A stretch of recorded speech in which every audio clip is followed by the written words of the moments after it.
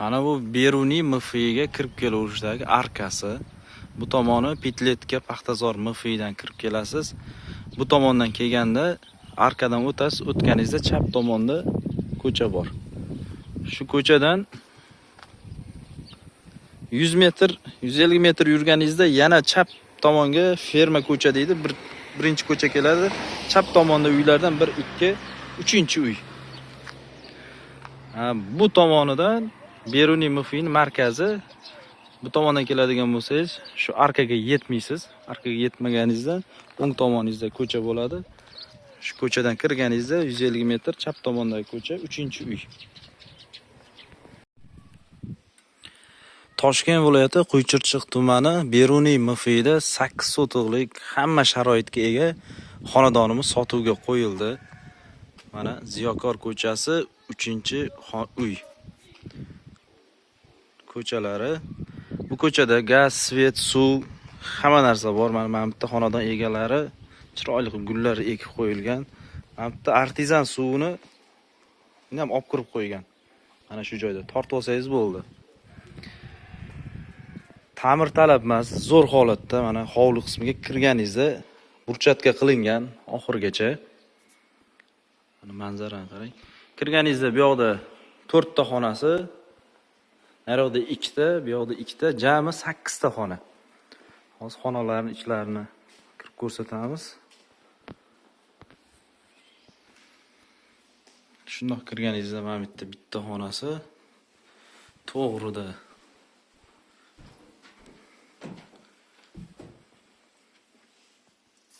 Mana zal. Endi bularning ichida ayrim mebellari qoladi.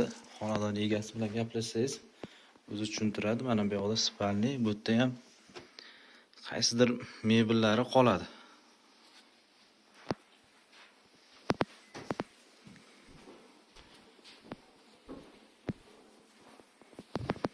Bu tomonida ham detskiy xonasi yaxshi holatda. Xonadon egasini aytishi bo'yicha mana bu turgan konditsioner mana katta. Mana shu ham qolar ekan. Bu o'sha uyning narxini ichidami yo alohidami? Uyning narxini ichida ekan mana shu konditsioner ham. Mana qarang. Zeroni zonasini, archani qarang, chiroyligini. Mana isitish moslamalari. Bu tomonida oshxonasi, podvali. Buni ham tagi podvali. Uzunligi 10 metrmi? 10 metrlik qot. 15 metr yo'q. Oshxona bilan qo'shilib 15 metr.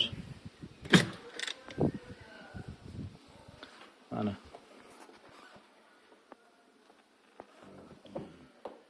Bu tomoni oshxonasi, mana. Zo'r holatda. Shundoq kelasiz, maza qilib yashaysiz. Filtr suvi ham o'rnatilgan.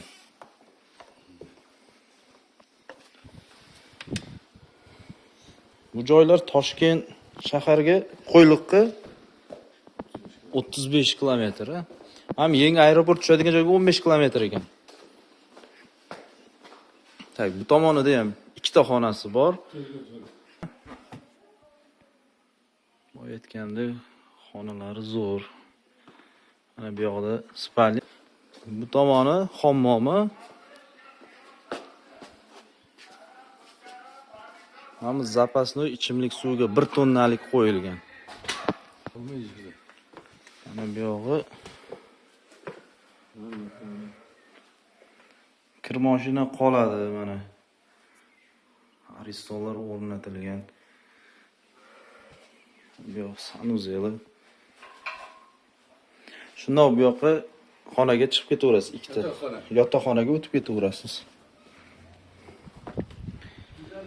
Xullas, shahardagi bor sharoit mana shu yerda borda, hammasi.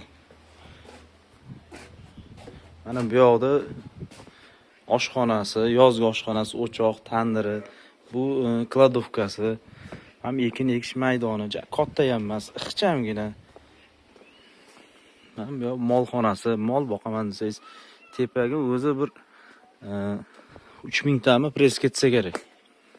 Asalarilar boqib qo'ydi, mevali daraxtlar.